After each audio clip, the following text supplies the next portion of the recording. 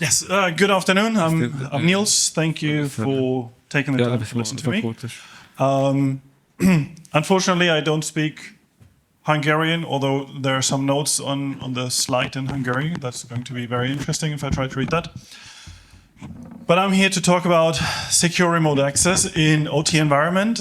Especially, I'm going to focus on two topics that I see popping up.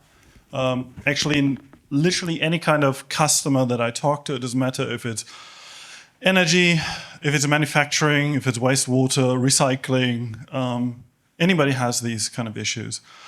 But before I start into that, in case you don't know Cyolo or have not heard about Cyolo before, let's take a couple of minutes to understand what we have set out to solve, what challenge. We realized, actually, our CEO used to be a CISO in the Israeli Defense Forces, then moved into the industry and was also a CISO there, and says the way that the industries currently do remote access does not really work because it's just access. Well, there's no control, there's no visibility. So Cyolo has literally set out to do exactly that. We, as Cyolo, want to make sure that we have only a verified identity here, connecting via a verified device only to a single application at a time, when customers want it. Not at any time, because anybody can do that, but only at a given time. And then we want to be able to figure out what that user has done. That seems like a very small issue to tackle, but it's actually quite challenging, especially in the OT environment.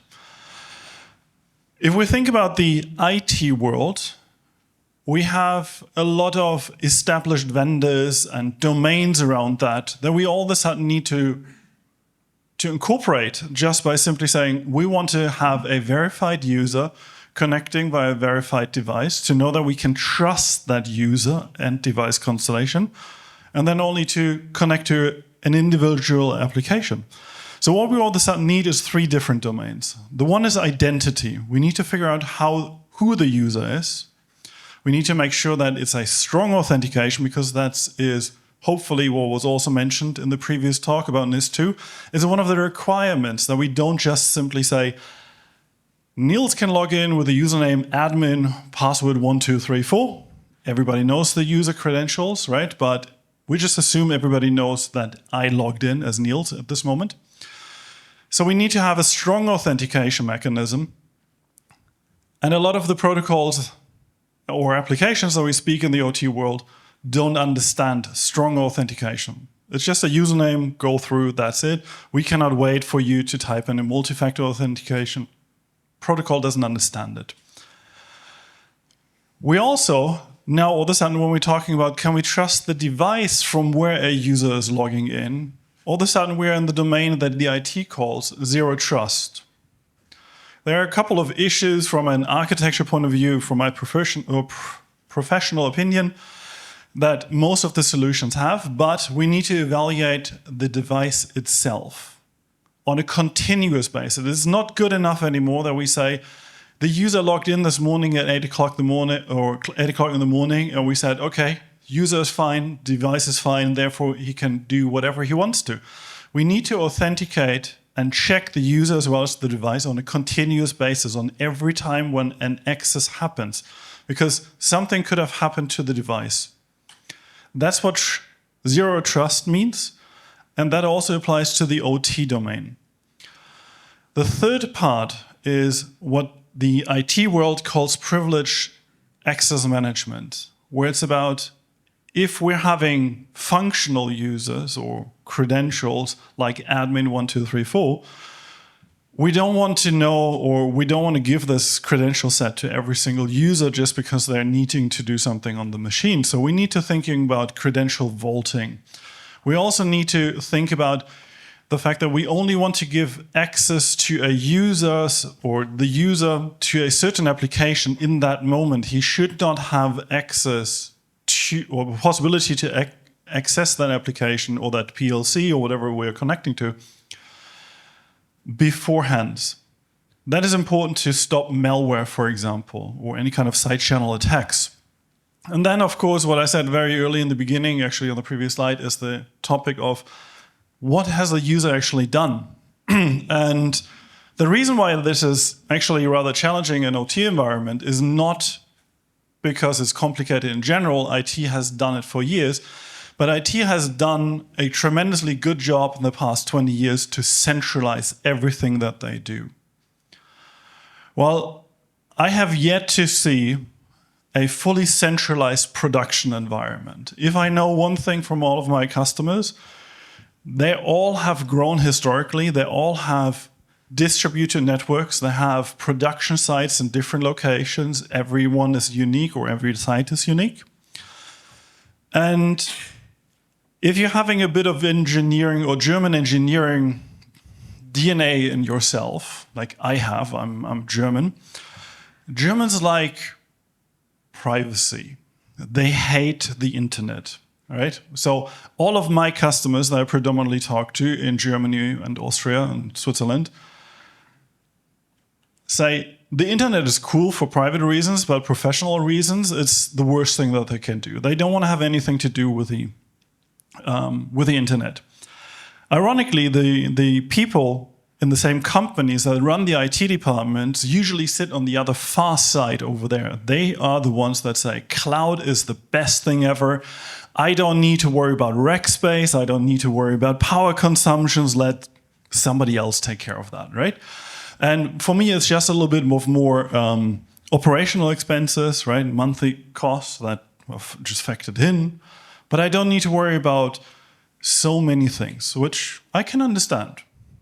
The problem is if you have more than 2 locations, I can guarantee you that you're going to have the one side or the other side.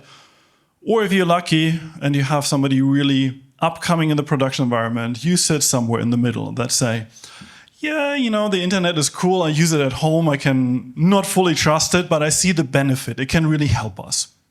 The worst thing that you can now do is when you port your IT tools to that, they usually say, we're on-prem, we're a cloud service. We're never something in between. And if you have now 2 locations that have different requirements, you end up building up multiple environments of the same tool. I have one customer that has 300 locations worldwide.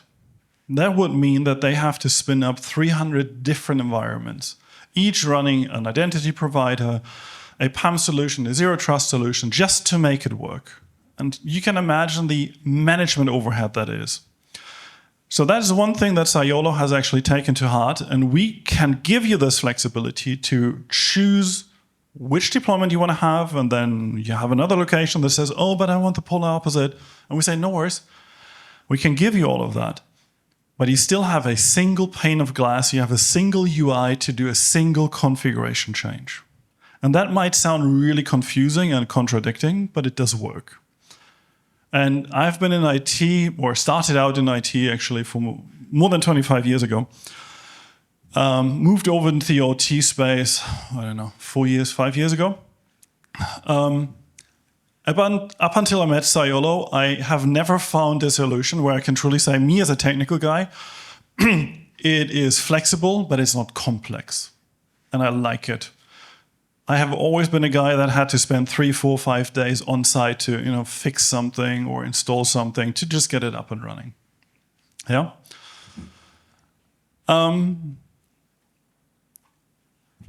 If we go back and say, okay, now this is what we want to deal with, it's important to understand the challenges that I see on a daily basis. That is, giving access is easy. Everybody can publish an RDP server, an SSH server via a DIN DNS or static IP address on the internet. That's no problem.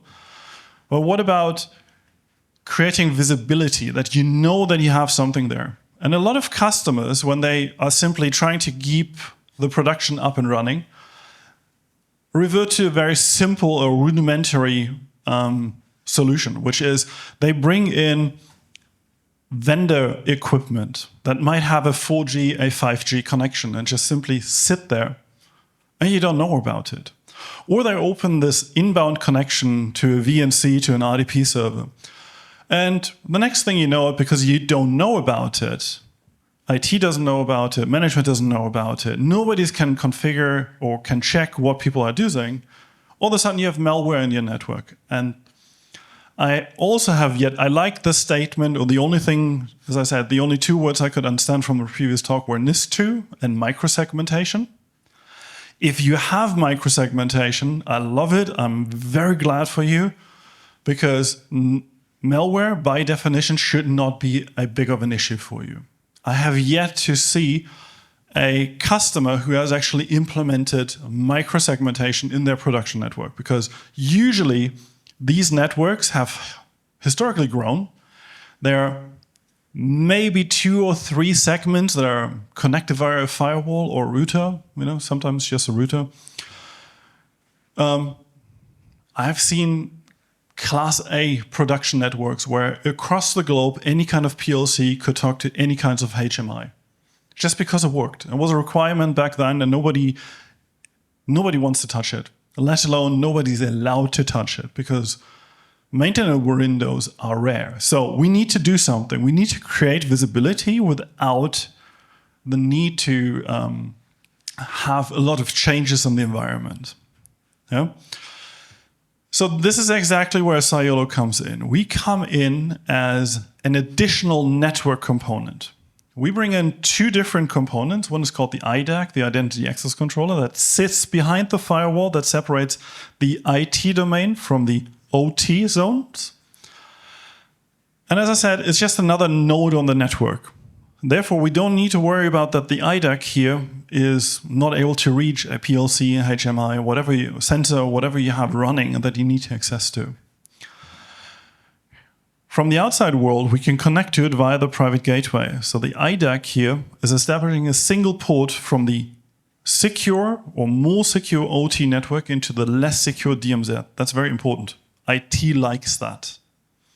Currently, I'm just focusing on IT values, not on OT values, because IT likes this single port to communicate outbound. And they also like the fact that they can control a proxy server, or whatever we want to run the analogy by that, in the DMZ. And that users connect via the private gateway onto the IDAC, and now have a TLS tunnel that is encrypted from the end user's device all the way into the OT zone. That's where it gets terminated, and that's where the decision on what is a user allowed to do and what is not allowed to do, that's where it's happening. Yeah? So it's very easy, because now what happens is you find a solution somewhere and you simply turn it off. I have customers that have us deployed for 2.5 years already. When they're regularly walking around the shop floor, they find equipment like this, because it's actually being brought in again and again and again. So they can simply turn it off and force people to use Cyolo. And the reason why they're agreeing to choose Cyolo is the easy usability that I can focus on in the demo part later on. Because that's why OT likes Cyolo. It doesn't make things complicated. It's as easy as before, where we simply had a button, we clicked it, we logged in, and that was it. We don't need to do a lot. IT all of a sudden is like, okay, great, so we can control who is accessing, when they're accessing. They also want to figure out what have they done. And the 2 things that I now want to focus on is how can we see what a user has done, and how can we protect against malware. Those are the 2 important aspects. So because we're now sitting in this data stream, we have turned off, over time, the published VNC servers, RDP, team viewers, 5G routers that just sit in the network. We can now all of a sudden see very quickly on what has a user done. We can look at all the logs if we want to. We can simply say, what has Nils done today or in the last week? And it will tell us exactly from where, but also, the application here in the middle section, where I have connected to. Very easy all of a sudden. I generate visibility. If I want to change the view and say, my PLC is all of a sudden acting weird, this production line is not working anymore, who has changed it? I can simply say, who has accessed that, what we call an asset, right? To just very quickly figure it out. It creates central visibility. And if we want to go one step further to actually then say, okay, great, we have figured out Nils has touched the system, for example. He didn't touch any other systems. What has Nils actually done? We can create a recording, a video recording of that session itself. Yeah, there are limitations, depending on the protocol. I'll be honest about that. But we can look into that. And this is a very important criteria for NIS2 certifications or requirements. Yeah? And whoever had the pleasure of watching a 6-hour video of a screen recording to figure out which parameter did Nils enter? Why is my PLC not working? Or as one customer had it, why are my plastic parts coming out kind of fragile and you take them out of the machine and they break? It was clear to them. They knew exactly what happened, what the issue was. They could go ahead and fix it. It didn't answer the question on who did it and when did it happen. For that, we actually created a new feature that we are releasing next week in our latest version of the product that we call Session Intelligence. What we're doing is we're combining 3 pieces of information. We're taking the first piece as an RDP, and the first release is just going to be an RDP session. We record that session, and we also collect metadata on when has a user touched the mouse, clicked something, entered something on the keyboard, to create a transcript down to the second and an explanation on what the user has done. The combination of these 3 information points allows us to actually say, it's not just a video stream that somebody needs to understand, but based on the clicking, we know the user has clicked something. So let us figure out what is that. In the tier portal, Siemens tier portal, for example, which field was it? Then we can say the user clicked into the field, I don't know, temperature or whatever it might be. Based on the keyboard input, we can, for example, see commands. We can, based on that, can also figure out if keyboard strokes were entered but nothing was displayed, that it's most likely a password, so we can make sure that we're actually staying conform and not all of a sudden recording passwords in a way. And because you get all of this in a written way, you can use that for other processes. You can use that for documentations. Auditors have already, that saw the beta product, have already said they love it because they can just simply go in, who has done this? Somebody searches, or customer goes then in, searches through all of the recordings, gets the answer out, down to a second. But also, what's not showing on the screen is a high-level bullet point overview. The user has logged tier portal or logged into a tier portal, has used that, changed the value XYZ, logged out. Next session recording will say, user has said he wants to change something on the PLC, but in reality, he changed the registry on the engineering workstation. Now, this is all of a sudden has become a security incident, right? So think about the possibility where you can use this data. That's a very important piece of information to have for visibility, because just seeing somebody connected doesn't tell you anything. You still have a lot of manual work to do. This is a huge piece for everybody involved. Second piece I wanted to focus on is how can we prevent this malware from ever getting into the system? Because it's okay that we identified that solution here and we turned it off. Now, technically, a user could still channel malware by accident or intent through any other means of connectivity that we provide them. So there are 2 things that we now need to understand. The first one is that we need to be able to provide access on functions, not on, I just give you an RDP, a VNC, an SSH connection. I need to be able to check individual functions within that. Now, all of a sudden, for the people that are more IT heavy, that is a very important aspect of zero trust architecture. That I want to say, if Nils connects from his home in Luxembourg via a corporate device, he can do a lot of things. He can do copy and paste, he can connect on an RDP session, his local hard disk and everything. If now all of a sudden Nils is logging in from, I don't know, North Korea on a non-corporate device, there might be the slightest chance that he's actually on vacation there and he's just trying to, keep the production running. So he needs to have a minimum level of access, but he certainly shouldn't have all features. So what we can do is actually we can go into the individual protocols and we can actively or deactivate and activate individual features. For example, am I allowed to use the clipboard? Can I copy data out? If I don't allow that, I can protect against intellectual property loss. If I allow people to paste data in, I run malware or chance of malware being transmitted.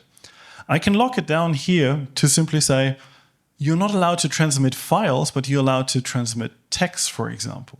That already lowers the chance of malware considerably. It doesn't protect against it 100%, but it gives you some chance, right? Allow drive redirection is probably something that everybody's familiar with. I can mount my local hard disk on an RDP server as a network share. I don't know. Probably a lot of people should not have that privilege. In order to now facilitate updates that vendors have to do on a regular basis, they usually have to bring in some kind of binary or they need to copy stuff out for further analysis. So how do we enable now this selectively secure file transfer? This is a new feature that, from an IT point of view, is actually not really that special. We simply have a button up there that says, hey, you can upload or download a file. That's very easy. So this feature itself in the IT world would not blow anybody's mind, but because now you need to think about what you need to do with that you need to scan that for malware, that you need to enable that, you need to have the infrastructure in place. In a decentralized environment, all of a sudden makes it so much more complicated because IT is very good at provisioning a cloud service on a single point in the world for a single location somewhere, right? That's how IT generally thinks now. So we have enabled this in our environment that we can do that in a cloud-based environment, in a totally offline environment that we say, where the customers where the customers control all of the infrastructure. And we can do this by defining global policies and check any kind of upload or download every time it happens for malware. We can choose what kind of malware engine to use. We can integrate an existing one. We can bring a Cyolo-based version. We can just, for example, say, no, we don't want to check it every time because that's too slow, or I don't know, somebody doesn't allow us. Maybe we have a contract with a customer that doesn't allow us, and we can also do hash verification, just simply where we check, is this hash known to contain malware, for example. Yeah? Two very important aspects of how to securely connect to a production environment. Right? Cyolo does a lot more, but those are just two very important aspects that have that we have developed recently and are launching in the newest version. I apologize for the improvised talk or what's about to happen now. I initially was told I had 20 minutes for this conversation or this talk, so I was really cutting out a lot of things. About 30 minutes ago, I learned I have an hour. So, slight challenge. That's fine. I like the challenge, It's like I was feeling kind of stuffed after lunch, I have to be honest, so I was getting a bit sleepy. That adrenaline rush really helped me. I felt like you need much more than 20 minutes. I really would have liked that, right? It's just that I wouldn't have deleted 20 slides. But if we can now switch to my laptop, right? Okay, hang on.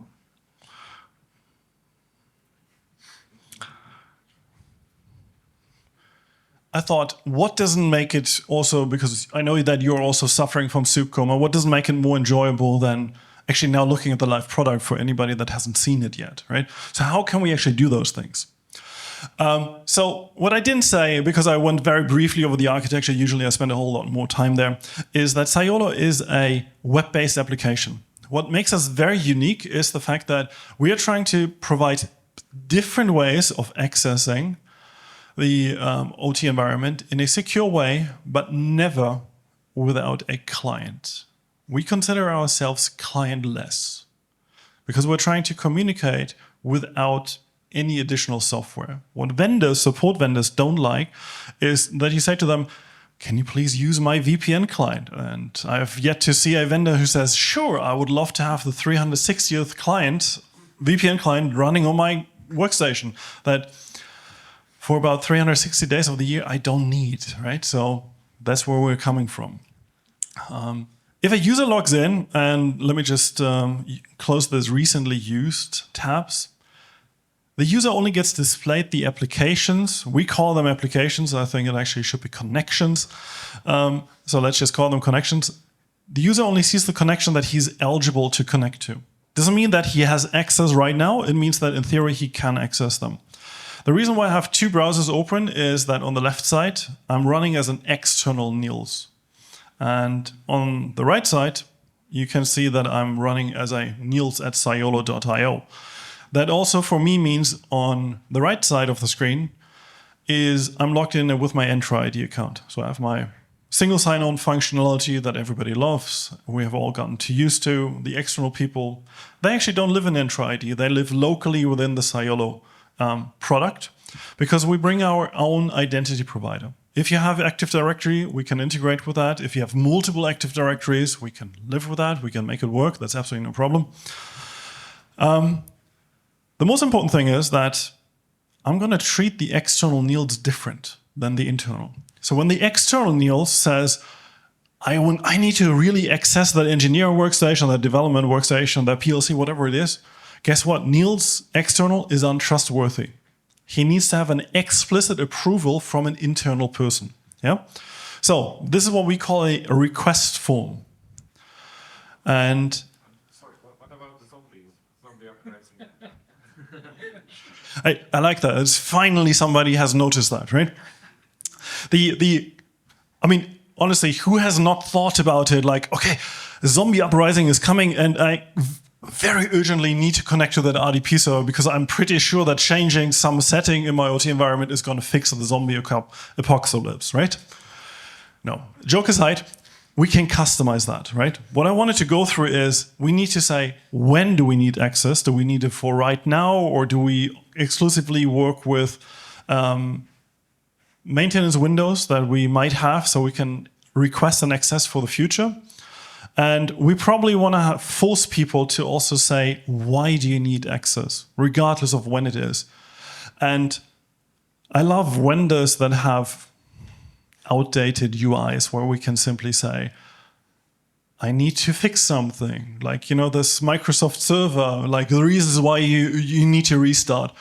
I updated, I patched something. It was like, yeah, great.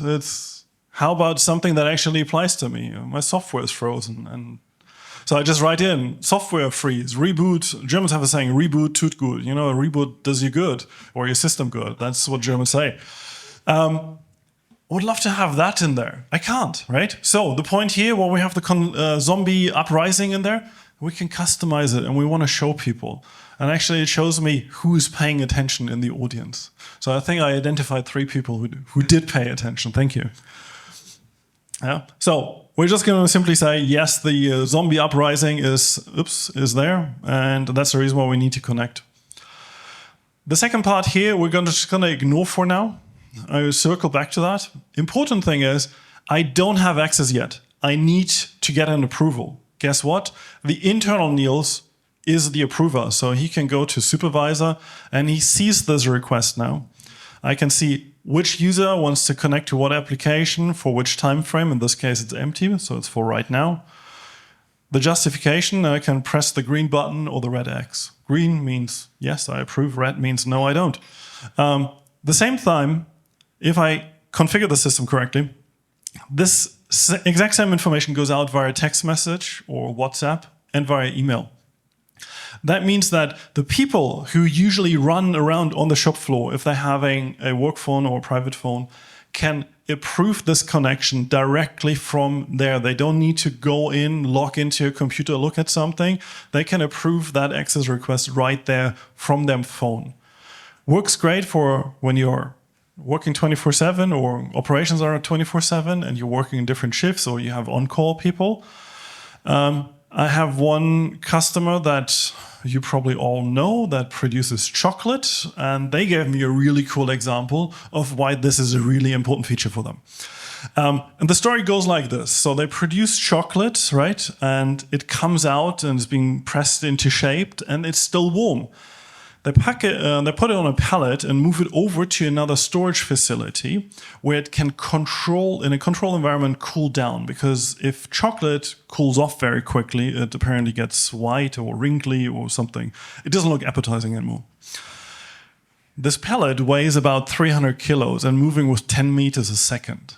Imagine if somebody steps in front of that because somebody is now all of a sudden fixing something on the rails, or in the same time somebody logs in remotely. So the person that is in charge for that production step there or transport step is the only person in the entire organization of more than 5,000 people that can approve access to this one control PC. Death by chocolate, they call that scenario. Yeah? So I'm simply going to say, yes, I want to allow that. I can give a justification, or I can make this entirely optional. I can simply say it works. I could have done the same thing from my phone that's right here. And what I now see is I'm being logged in into the system. I don't need to enter credentials. The system knows who I am. So if I go in here,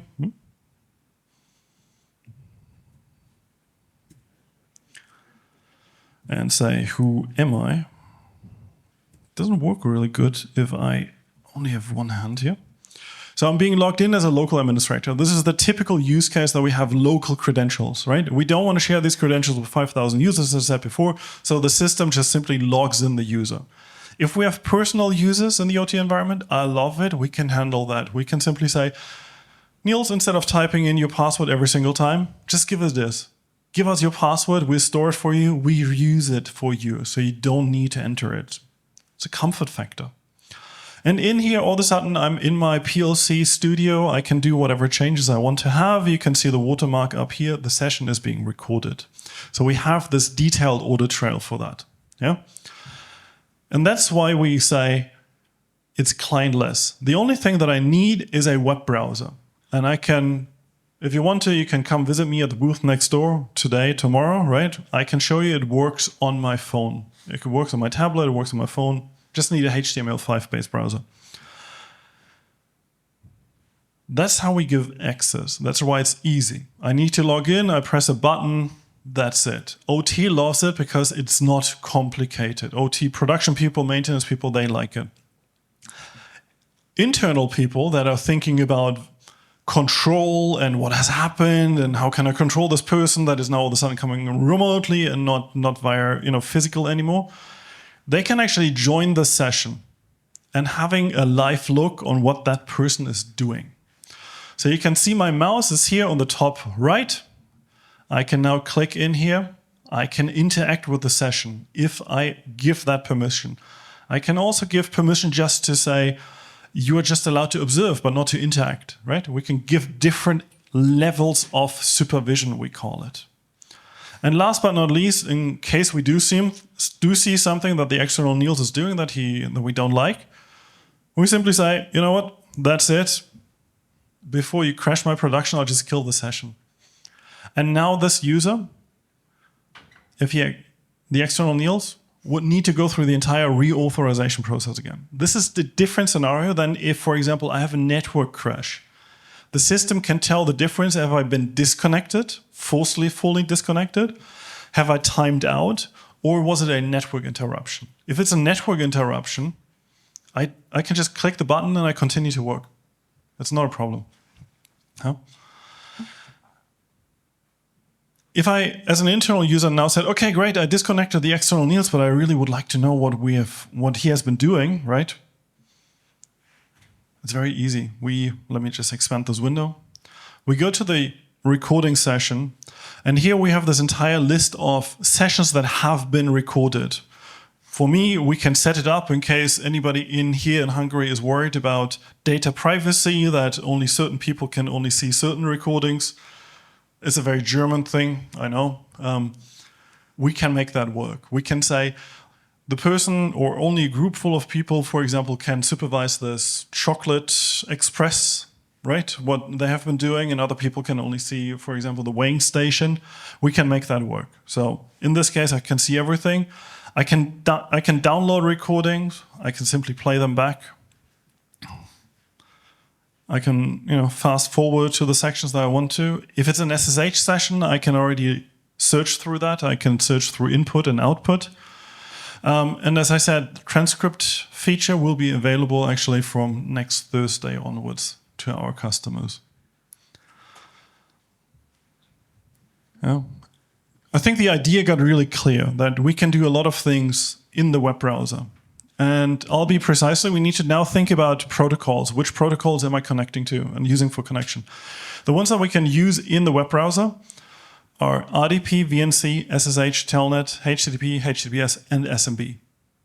That covers a good chunk of all of the OT use cases that I generally see, where we can really use this feature.